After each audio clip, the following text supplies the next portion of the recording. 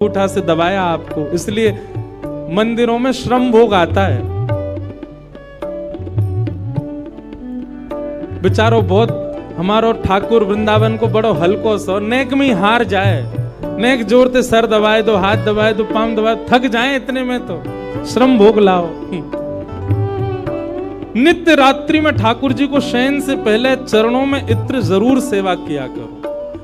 श्रृंगार कोई कर जाए, भोग कोई बनावे, पर रात्रि शयन तो सेवक को स्वयं कराने चाहिए। दाबु तुमरे चरण करो जब तुम शयन, दाबु तुमरे चरण करो जब तुम शयन, ओ दाबु तुमरे चरण करो जब तुम शयन, दाबु तुमरे चरण करो जब तुम शयन। ओ रटू में तेरा नाम यूं आठों याम, रटू में तेरा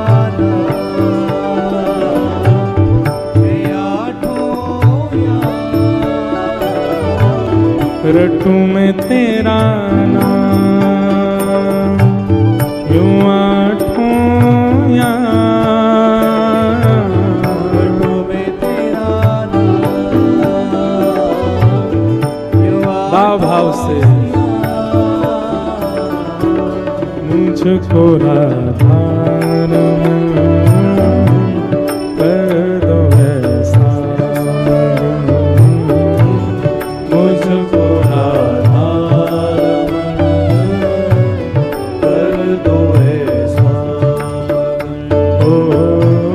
मुझको राधार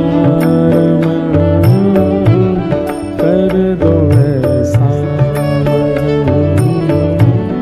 मुझको राधार कर दो ऐसा। ओ जय जय राधा रमण प्यारो राधा रमण, ओ मेरो राधा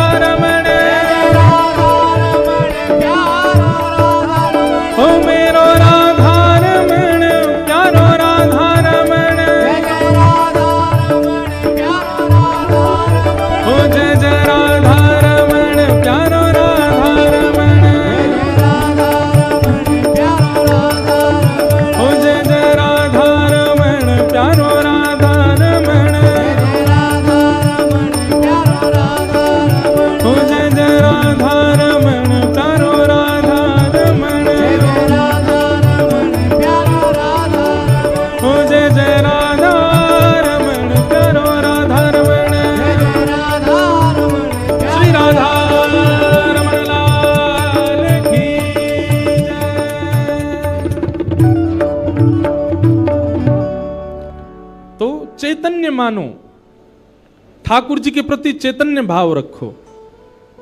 और एक काम और किया कीजिए शयन में, ठाकुर जी की चरण सेवा तो करनी है, और संग ही संग क्या करोगे, जैसे यशोदा मैया लाल जी को कोई कहानी सुनाती है, ऐसे ही आप कथा सुन के जाते हैं, या YouTube पर भी सुनते हैं, कहीं भी सुनते, कोई चरित्र सुनते हैं आप, लीला, वो लीला ठाकुर जी को सुनाया करो।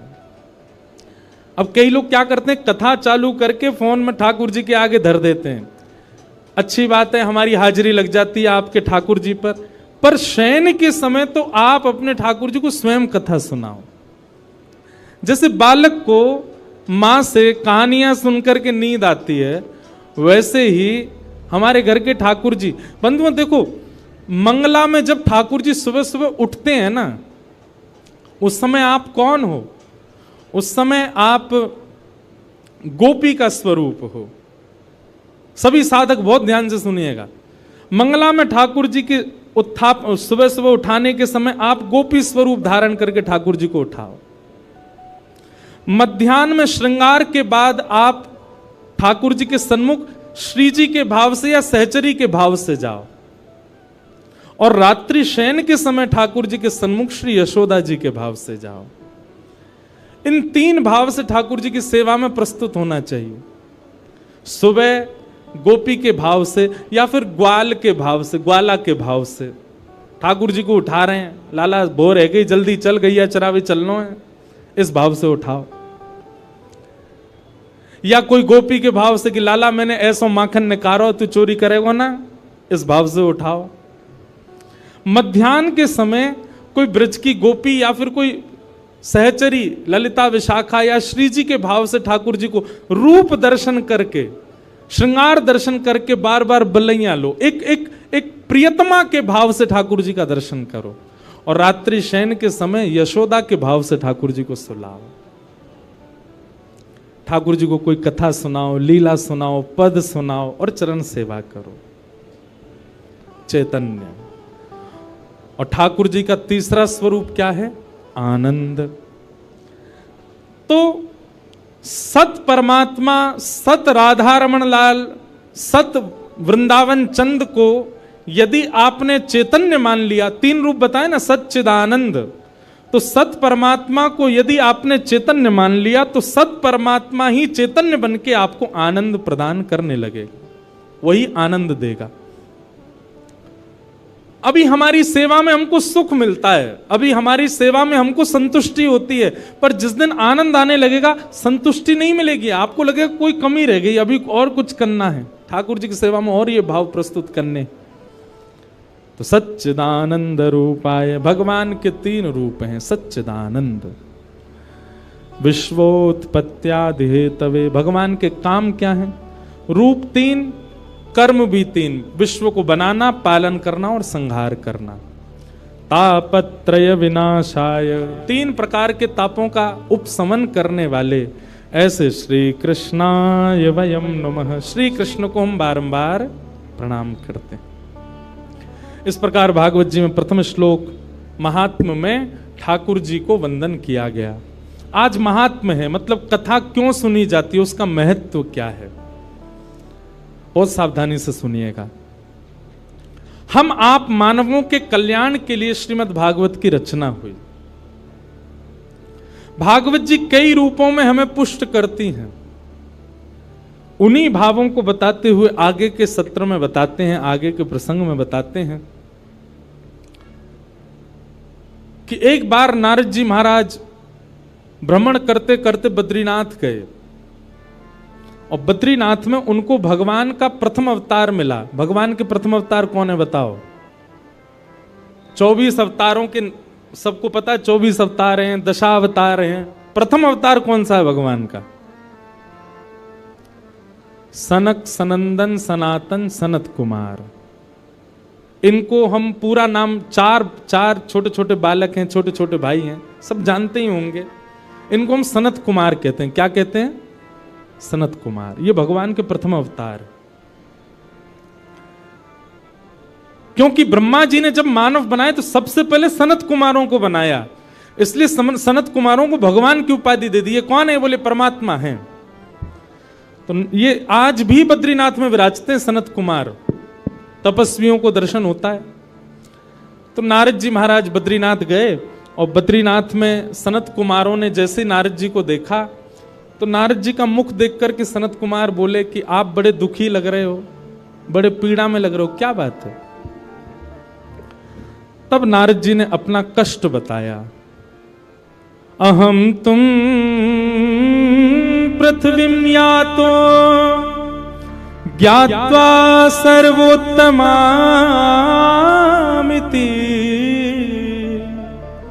पुष्करं च प्रयागं च काशी गोदावरी तथा। नारद जी महाराज बोले, हे सनत कुमार, मैं देवलोक से पृथ्वी पर आया ये जानकर के कि पृथ्वी तो बहुत अच्छी है। बहुत सावधानी से सुनना। जैसे जो लोग विदेश जाते रहते हैं ना, वो विदेश ना जाने वालों के आगे विदेश का ही गुण गाते रहते हैं। अमेरिका ऐसा है, लंदन ऐसा है, ऑस्ट्रेलिया ऐसा है, विदेश का ही यश सुनाते रहते हैं। पर हमने एक चीज अनुभव करके देखी, और भी कोई विदेश जाने वाला हो उसने भी किया होगा, जितना उसका बखान किया जाता है वहां पहुंच करके उसका 0.1% भी नहीं होता, वैसा बिल्कुल भी नहीं होता। लेकिन वृंदावन के लिए उल्टा है। वृंदावन का आप जितना बखान सुनोगे, जितनी महिमा सुनोगे, जितनी प्रशंसा सुनोगे, पहुंच करके उससे 100 गुना ज्यादा है। वृंदावन का विपरीत है।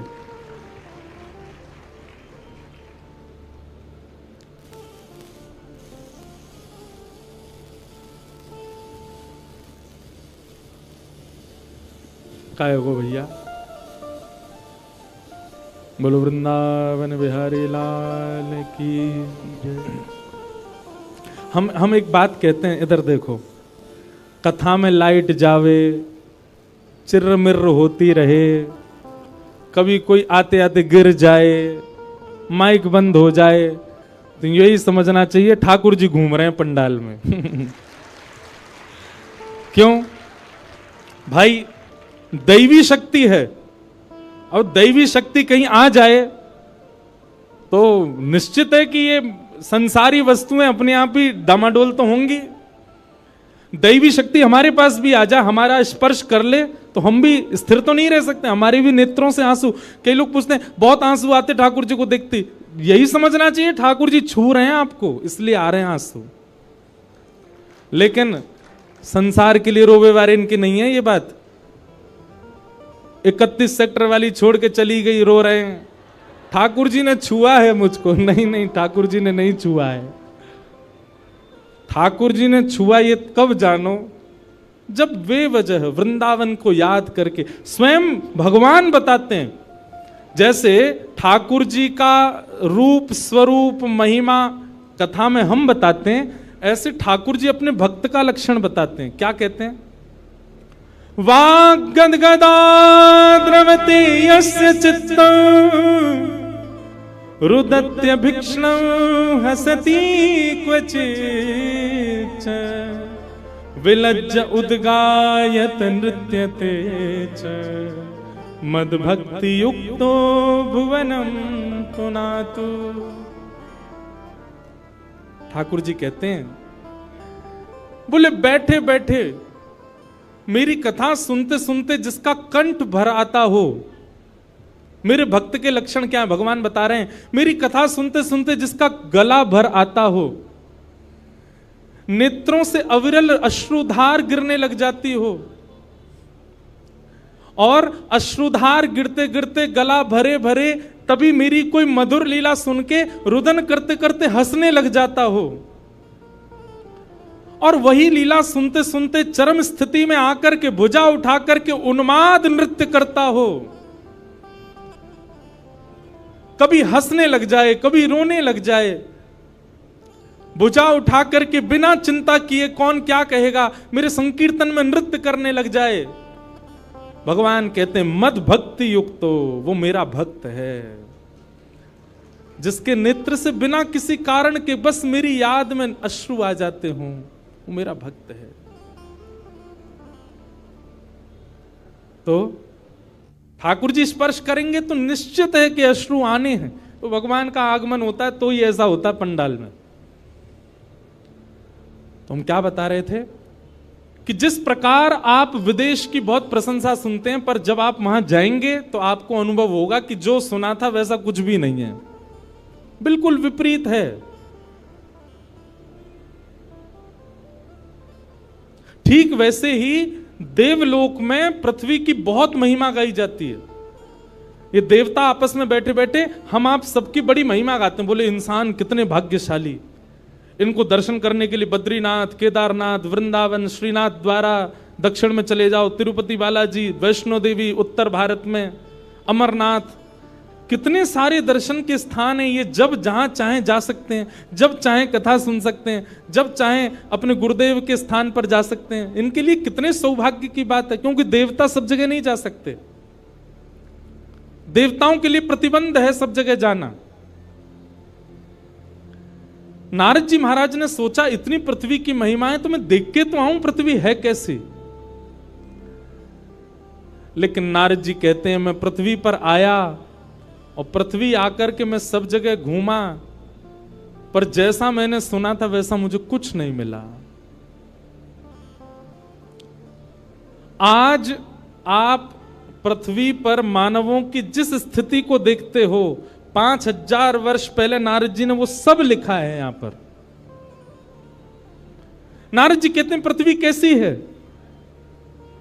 बोले सत्यम नास्ति तप शौचम दया दानम न विद्यते उदर भरिणो जीवा बकार कूट भाषिण। बहुत सावधानी से सुनो, नारद जी कह रहे हैं पृथ्वी कैसी है, बोले सत्यम नास्ति, सत्य नहीं बोलते यहां के लोग। बंधुओं, आप यदि काउंट करें अपना हर दिन, आप महीने के 30 दिन काउंट कीजिए कि मैंने ऐसा कौन सा दिन निकाला जिस दिन मैंने झूठ ही नहीं बोला हो। मुश्किल से 4 या 5 दिन निकल करके आएंगे 30 में से। हर दिन हम झूठ बोलते हैं, हर दिन असत्य भाषण करते हैं, और असत्य के भी बहुत रूप हैं। किसी से बोलना ही असत्य नहीं होता, हम स्वयं के साथ भी जब असत्यता करते हैं, अपने साथ भी अपने आप को जबरदस्ती धकेल रहे हैं संसार के विषय में, यह भी तो असत्य है। हम हर दिन असत्य बोलते हैं, तो सत्यम नास्ति। नारद जी कह रहे हैं यहां के लोग सच बोलते ही नहीं है। दूसरा, नारद जी ने क्या देखा पृथ्वी पर, बोले तपह नास्ति, भजन नहीं करते हैं। क्या करते हैं, बोले दिखावा, आडंबर। जितने भी भक्ति पथिक यहां बैठे हैं, एक बात हमारी बहुत ध्यान से सुनिए, जिस दिन आपके भजन में आडंबर आ गया उसी दिन ठाकुर जी दूर हो जाएंगे।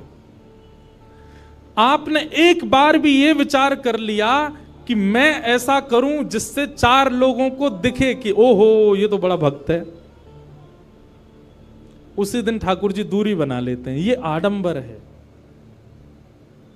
कभी भी इस भावना से कुछ नहीं करना है। ना कथा इस भावना से व्यास को करनी चाहिए, ना सेवा इस भावना से सेवार्थी को करनी चाहिए, ना नाम जप इस भावना से नाम जापक को करना चाहिए। जैसे काउंटर भी कई लोग रखते हैं, बहुत ज्यादा काउंटिंग्स उसमें बढ़ जाती है, तो फिर संतों को दिखा भी देते थे, महाराज जी 35,000 नाम हो गए सुबह से अभी तक।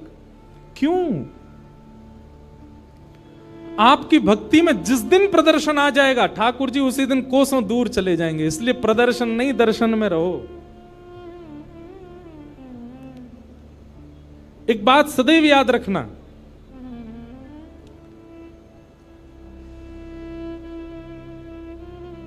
धन और विद्या जितनी बांटोगे उतनी बढ़ेगी,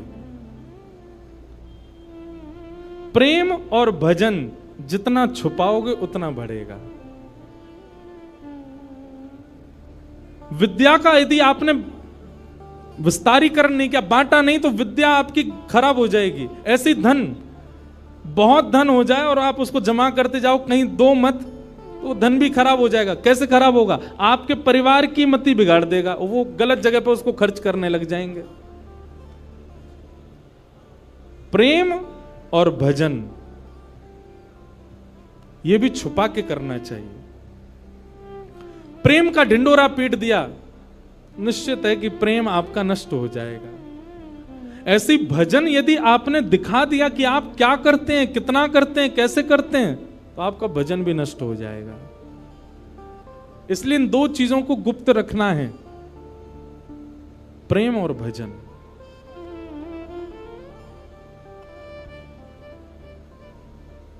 नारद जी महाराज कहते हैं सत्य नहीं बोलते संसार के लोग, तप नहीं करते। बोले भजन तो गोपनीय रूप से होता है, यहां तो दिखावा करते हैं लोग। तपः नास्ति शौचम नास्ति, बोले पवित्रता केवल दिखावे की है। नहा लेते हैं 2 बार दिन में, लेकिन पवित्र नहीं है। हम लोग स्वच्छ तो रहते हैं, हम लोग सुंदर तो रहते हैं, पर पवित्रता नहीं। पवित्रता बाह्य नहीं होती, भीतर की होती है। पवित्र नहीं है। तपः नास्ति शौचम नास्ति तपः नास्ति, और क्या कह रहे हैं, बोले दया नास्ति, दया भी नहीं है हम लोगों के अंदर। दया के नाम पर भी हम केवल दिखावा करते हैं। और फिर क्या कह रहे हैं, बोले दानम नास्ति, दान भी नहीं करना जानते हम। एक बात हमारी सुनिएगा, दान का स्वरूप शास्त्रों में बताया गया कि अगर आपने किसी को कुछ दिया और देने के बाद में अगर आपने किसी से जाकर के कहा ये तो मैंने दिया था, उसी समय आपका दान का पुण्य खत्म हो जाता है। किसी को प्रदान करने के बाद आप गा नहीं सकते कि ये मैंने दिया था। और दान का मतलब धन देना ही नहीं होता, दान का मतलब वस्त्र देना ही नहीं होता, दान का मतलब असहाय को उसकी जरूरतमंद वस्तु देना ही नहीं होता। दान के रूप में बहुत कुछ आता है। कई बार ऐसा देखा गया कि किसी व्यक्ति की सहायता से कोई व्यक्ति बहुत श्रेष्ठ बन गया। अब वो श्रेष्ठ बन गया तो वो नीचे खड़ा खड़ा सबको बोलता है मैंने ही तो बनाया इसको, मेरे ही भजन से, मेरे ही बल से, मुझसे पैसे मांग के ले गया था, आज देखो इतना बड़ा आदमी बन गया। आप नहीं कह सकते इस बात को।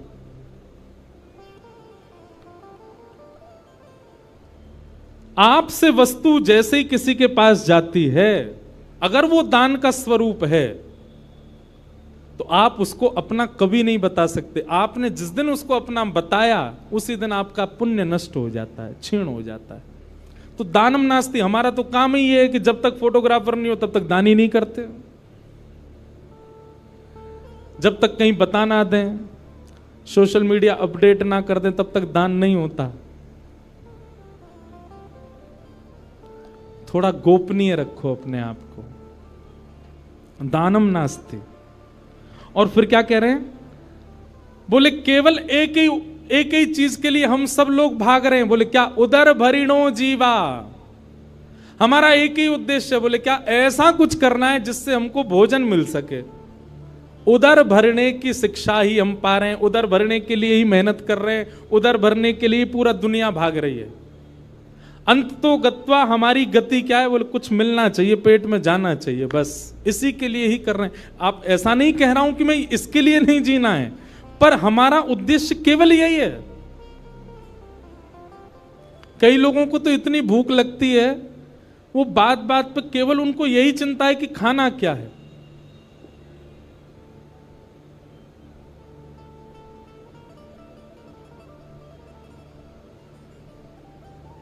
उदर भरिणो जीवा, नारद जी कह रहे हैं पृथ्वी के लोग ऐसे हैं। कैसे हैं, बोले उदर भरिणो जीवा। और फिर कैसे, बोले बरा का कूट भाषण, केवल दिखावे में अच्छा बोलते हैं, अंदर से सामने वाले का बुरा ही चाह रहे हैं। बस दिखावे में बोल रहे हैं कि आप अच्छे रहो, आपका ये काम बने, आपकी बिटिया बढ़िया रहे, आपके पुत्र बढ़िया रहे, पर भीतर से सब आपका अनिहित ही चाहते हैं। और नारद जी ने बहुत कुछ वर्णन किया। और क्या कहते हैं, बोले पाखंड निरता संतो विरक्ता सपरिग्रह तरुणी प्रभुता के शाल को बुद्धिदायक। देखो, सत्य कड़वा होता है और कई लोगों को अच्छा भी नहीं लगता, पर यह सत्य है। हमको सत्य बोलना होता है तो हम मंच से ही बोल देते हैं। यहां सब सार्वजनिक सुन लेते हैं ना लोग, अब एकांत में कोई मिले तब नहीं बोलता मैं। क्या बात कह रहे हैं, तो कहते हैं पाखंड निरताः संतो, बोले साधु संत सन्यासी विरक्त, ये भी संत इसलिए बने ताकि उसके रूप में आके पाखंड कर सकें। सबके लिए ऐसी बात नहीं कही जा रही है, पर अधिकतर परसेंटेज ज्यादा उन लोगों की है जिन्होंने भेष धारण किया है केवल। वास्तविक में वो संत नहीं है, वास्तविक में उनके मन में भाव नहीं है। और विरक्ता सा परिग्रह है, तो विरक्त, सब चीज से छूटे हुए, पर कहीं ना कहीं उनके मन में भी परिग्रह की इच्छा होती है, परिवार बसाने की इच्छा होती है। और क्या कह रहे हैं? बोले तरुणी प्रभुता गे है। घर में किसकी चलती है? बोले पत्नी की चलती है। तरुणी प्रभुता गे है। माता पिता नहीं, बड़े बुजुर्ग नहीं, पर विवाह हो जाए तो पत्नी ही सर्वस्व है। तरुणी प्रभुता गे है, शाल को बुद्धिदायक। बड़े भैया की बात नहीं मानेंगे, छोटे भाई की बात नहीं मानेंगे, पर साले साहब यदि कुछ कह दें तो वो हमारे लिए सिरोधार्य है। शाल को बुद्धिदायक। नारद जी ने इस प्रकार अब बहुत सारी बातें यहां बताई हैं, सबके बारे में सत्य बता दिया। बोले विवाह नहीं होता है, कन्या विक्रय होता है, वर विक्रय होता है। बेटा को इसलिए नहीं पढ़ा रहे हैं कि तू पढ़ लिख के विद्वान बन, इसलिए पढ़ा रहे हैं तो पढ़ लिख के अच्छा बनेगा तो विवाह में हम इतनी मांग कर सकते हैं। ये सब नारद जी पहले ही बता रहे हैं। नारद जी कहते हैं पृथ्वी पर घूम करके मेरा मन बहुत अशांत हो गया, यहां के लोग तो बड़े विचित्र हैं। तभी नारद जी कहते हैं बाकी सब बात छोड़िए, सब जगह भ्रमण करता करता करता जैसे ही मैं वृंदावन गया, वृंदावन में मैंने एक आश्चर्य देखा। क्या? बोले एक युवती, एक परम सुंदरी कन्या यमुना जी के तट पर बैठी है और उसकी गोद में दो वृद्ध लेटे हैं। उस कन्या से मैंने जब पूछा कि तुम कौन हो, तो उसने अपना परिचय दिया कि मैं भक्ति हूं, और मेरी गोद में जो ये दो वृद्ध हैं ये दोनों ज्ञान और वैराग्य, ये मेरे पुत्र हैं। मैंने उसको पूछा तुम युवा हो और तुम्हारे पुत्र वृद्ध, ये कैसे हो सकता है? तब उसने बताया, बोले संसार के लोग भक्ति करते हैं पर ज्ञान और वैराग्य शून्य रहते हैं। भैया हमारी प्रार्थना है केवल भक्ति मार्ग में आ जाना अच्छी बात है, पर भक्ति के दो पुत्र हैं ज्ञान और वैराग्य, उनके बिना यदि आप भक्ति मार्ग में जाओगे तो आप कभी ना कभी फिसल सकते हो, कभी ना कभी रुकावट आ सकती है। और ज्ञान और वैराग्य इतने कठिन मार्ग नहीं है, ज्ञान और वैराग्य इतने बड़े कठिन नहीं है जितना आपको लगते हैं। ज्ञान का मतलब बहुत स्पष्ट है, सही और गलत की पहचान को ही ज्ञान कहते हैं। ज्ञान का मतलब बहुत नॉलेज ले लेना नहीं होता, बस सही और गलत क्या है इतना विवेक बुद्धि आ जाना, इसी को ज्ञान कहते हैं। और वैराग्य का मतलब सब छोड़ देना नहीं होता, वैराग्य का मतलब सबसे विरक्त हो जाना नहीं होता। वैराग्य का मतलब सबके बीच रहते हुए भी उसके प्रति आसक्ति ना होना, उसको वैराग्य कहते हैं। हम कथा वक्ता हैं, हम सब जगह जाते हैं, हर प्रकार के लोगों से मिलते हैं, हर प्रकार की वस्तु, हर प्रकार का भोग हमारे सामने आता है, पर उसके प्रति इच्छा ना होना, इसी को वैराग्य कहते हैं। विदेश भी जाते हैं, सब जगह घूमते हैं, जो एक भोगी व्यक्ति, संसारी व्यक्ति कर सकता है वो सब हमारे सामने भी प्रस्तुत होता है, पर सामने प्रस्तुत होते हुए भी उसको ना करना, यही वैराग्य। सूरदास जी की पंक्ति में हर कथा में गाता हूं, तजोरे मन हरि विमुखन को संग, जाके संग कुमति उपजत है, जाके संग कुमति उपजत है, पड़त भजन में भंग। हाँ, पड़त भजन में भंग, तजोरे मन हरि विमुखन को संग तजोरे, हरि विमुखन को संग। उन सब भावों का, उन सब वस्तुओं का त्याग करना है जिनसे ठाकुर जी की भक्ति कम होती है। प्याज और लहसुन खाना पाप नहीं है, आपको नरक नहीं जाना पड़ेगा उसके बदले। पर अगर आपके चित्त में प्रेम भक्ति है और आप इन तामसी वस्तुओं का यदि बहुत सेवन करते हैं तो प्रेम लक्षणा भक्ति कम हो जाएगी। आपके मन में त्याग की स्थिति है, आप बहुत जल्दी डिटैच हो जाते हैं चीजों से, लेकिन आप तामसी वस्तुओं का सेवन करते हैं तो आपके डिटैचमेंट की जो स्थिति है वो नष्ट होती चली जाएगी। साधक स्थिति, भक्त स्थिति हमारी कम होती है इन सब वस्तुओं के सेवन, इसलिए उसको मना किया गया।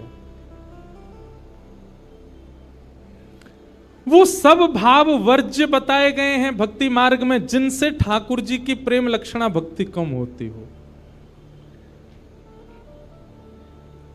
इसलिए उन्हीं भावों में हम पैंट पहन के क्यों नहीं करते कथा, हम टी शर्ट पहन के क्यों नहीं आते कथा में, बगलबंदी क्यों पहनते हैं, धोती ही क्यों पहनते हैं। ठाकुर जी की प्रसादी बनाने वाले को भी हम यही क्यों कह रहे हैं कि धोती पहन के बनाओ। हम आप लोगों से भी क्यों निवेदन कर रहे हैं कि कम से कम तिलक लगाओ, कंठी माला गले में धारण करो। ये वैष्णव वेश धारण करने से भी आपका संग सुधरता है, आपका मन सुधरता है, आपकी भावना शुद्ध होती है, तामसिकता से आप बचते हो। इसलिए बहुत जरूरी है ये सब।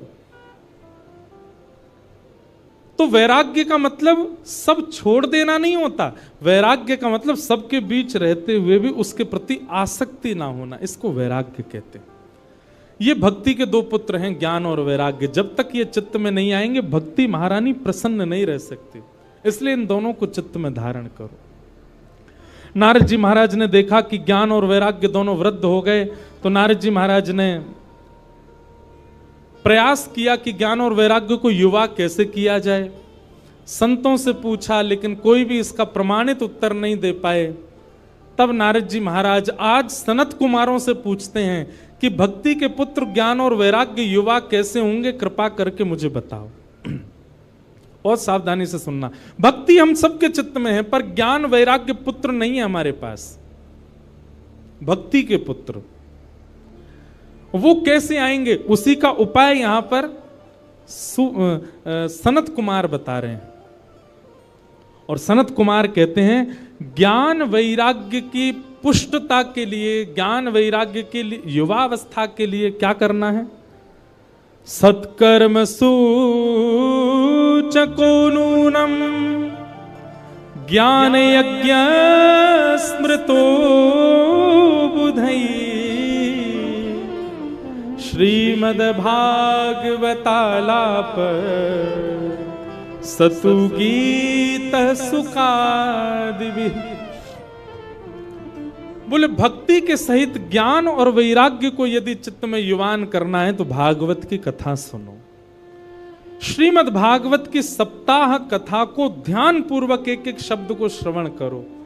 सप्ताह पूर्ण होते क्या होगा, आपके चित्त में भक्ति के पुत्र ज्ञान और वैराग्य दोनों युवा हो जाएंगे, विवेक बुद्धि जागृत हो जाएगी, सही गलत में पहचान अपने आप प्रकट हो जाएगी, अपने आप डिटैच होना शुरू कर दोगे। देखिए डिटैचमेंट का मतलब केवल किसी वस्तु व्यंजन व्यक्ति से दूर हो जाना नहीं होता। डिटैचमेंट का मतलब और क्या होता है, विरक्ति का मतलब और क्या होता है। आपके घर में कुछ ऐसी वारदात हो गई, भगवान ना करे कुछ हो, ऐसा कुछ हो गया जिसके कारण आप बहुत विचलित हो गए। विचलित आप कब होगे, परेशान आप कब होगे, जब आपके चित्त में विरक्ति नहीं होगी। लेकिन कथा आपको ऐसा बना देगी कि फिर चाहे जीवन में जो हो जाए, आपकी लाइफ के साथ चाहे जो कुछ हो जाए, आप उससे टूट नहीं सकते, आप उससे परेशान नहीं हो पाओगे। व्यक्ति टूट जाता है, गिर जाता है, बिखर जाता है और फिर कोसता है ठाकुर जी को, मेरे साथ ये क्या हो गया। ये वही व्यक्ति करता है जो आध्यात्मिक नहीं है। लेकिन आध्यात्मिक व्यक्ति कभी टूटता नहीं, कभी बिखरता नहीं, कभी परेशान नहीं होता। वो अपनी जीवन में आने वाली परिस्थितियों से जूझना सीख जाता है, और ये भागवती सिखाती है उसको।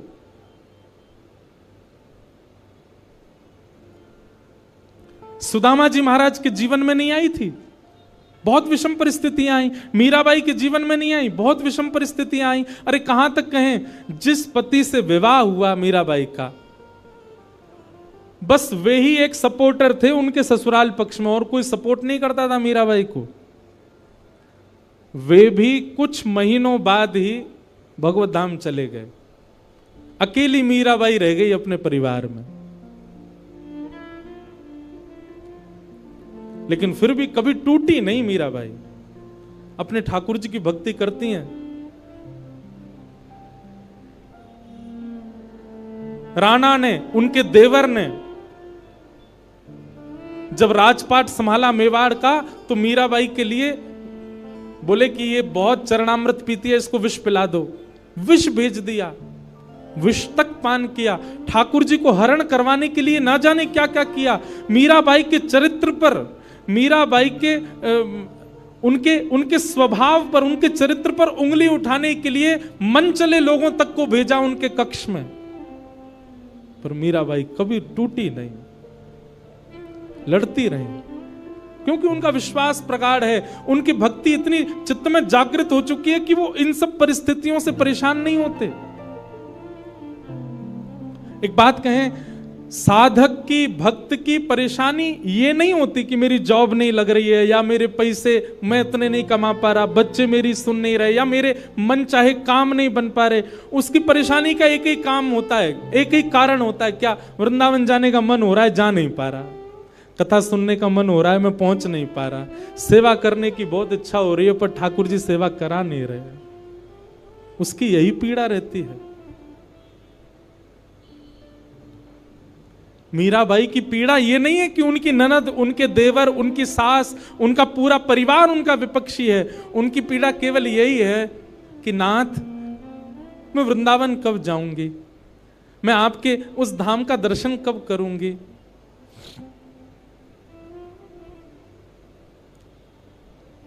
कथा आपको ऐसा बना देती है कि फिर संसारी आने वाली पीड़ाएं आपको अनुभव नहीं होती हैं।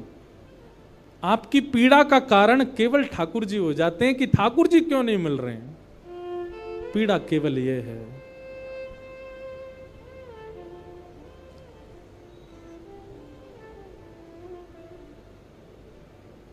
मीराबाई का एक पद, वैसे तो सारे पद ही मीराबाई के बहुत अच्छे हैं, एक से एक पद है मीराबाई के। बंधुओं, कभी मीराबाई के, आज विपराग जी मुझको बोल रहे थे कि महाराज जी अगले वर्ष जब चंडीगढ़ में कथा हो, इसका मतलब अगले वर्ष भी आएंगे हम। तो आपका भाव था महाराज जी, अगले वर्ष जब कथा हो तो आप मीरा चरित्र सुनाइएगा। मीराबाई का चरित्र, अब उन्होंने कहा है, बाकी तो हमारे लाल जी की इच्छा, क्या कहेंगे ये तो ठाकुर जी जाने। मीराबाई के बड़े सुंदर सुंदर पद हैं। मीराबाई कहती हैं, उनको कोई आके कहता तुम्हारे देवर इतना कष्ट देते हैं, तुम्हारी ननद इतना कष्ट देती है, छोड़ के चले जाओ ना इस परिवार को। मीराबाई कहती नहीं, जब तक कोई गुरुजन आज्ञा नहीं कर देंगे तब तक नहीं जाऊंगी। सहती रही मीराबाई। फिर एक दिन गोस्वामी तुलसीदास जी ने जब उनको आज्ञा की, जाके ही न राम वैदेही तजियता ही कोटि वैरिसम यद्यपि परम स्नेही। वो कितना भी स्नेही क्यों ना हो, यदि उसके चित्त में ठाकुर जी नहीं है तो उसका त्याग कर दो। जब गोस्वामी तुलसीदास जी ने पत्र लिख करके मीराबाई को भेजा, तब मीराबाई ने अपने गिरधर गोपाल को उठाया, तब घर छोड़ करके, अपने ससुराल को छोड़ के फिर वृंदावन आई। तब तक छोड़ा नहीं। मीराबाई से कोई कहता इतनी पीड़ा आपको देते हैं, आपको पीड़ा नहीं होती? मीराबाई कहती हैं, पल पल पिय को रूप निहारूं, निरख निरख सुख पाती, पल पल पिए रूप निहारो, निरख निरख सुख पाती। मीराबाई कहती है पीड़ा तो देते हैं, पर जैसे ही पीड़ा आती है ना, तो पीड़ा आने पर मुझको लगता है कि ये मेरे साथ ऐसा क्यों कर रहे हैं। पर उसी समय मैं अपने लाल जी को जब देखती हूँ तो लाल जी को देख करके लगता है मुझ पे चाहे जितनी पीड़ा आ जाए, ये तो मेरा साथ नहीं छोड़ रहे ना, ये मेरे संगी हैं। तो जब वे लोग पीड़ा देते हैं तो पीड़ा होती है, पर मैं तब लाल जी को देख ली तो लाल जी को देख करके मेरी पीड़ा दूर हो जाती है। आहा, यह संसार सकल जग झूठा, झूठा कुल रानाता। यह संसार सकल जग झूठा, झूठा कुल रानाता। इनकी पीड़ा मुझे कहां लग सकती है? झूठे लोग हैं ये, इनसे मेरा कोई संबंध नहीं है। साचे एक राधा रमण जो मेरे साथ हैं, मुझे पीड़ा क्यों होगी? यह संसार सकल जग झूठा, झूठा कुल रानाता। यह संसार सकल जग झूठा, झूठा कुल रानाता। मीरा के प्रभु गिरधर नागर, मीरा के प्रभु गिरधर नागर। सांचे केवल मेरे नाथ हैं। मीरा के प्रभु नटवर नागर, मीरा के प्रभु नटवर नागर। हरि चरणाच चितराची, गिरधर जन्म मरण रासा। गिरधर जन्म जन्म रासा। मीराबाई गा रही हैं, हम भी गाएं। गिरधर जन्म मरण रासा थे, गिरधर जन्म मरण रासा थे। गिरधर जन्म मरण रासा थे। गिरधर जन्म मरण रासा थे। ओ आए नाय बिसरू में दिन राती, ओ आए नाय बिसरू में दिन राती। ओ आए नाय बिसरू में दिन राती। ओ आए नाय बिसरू में दिन राती। ओ गिरधर जन्म मरण रासा थे। गिरधर जन्म मरण दासा ओ गिरधर जन्म मरण रासा थे। गिरधर जन्म मरण दासा। बोलो गिरधर गोपाल की।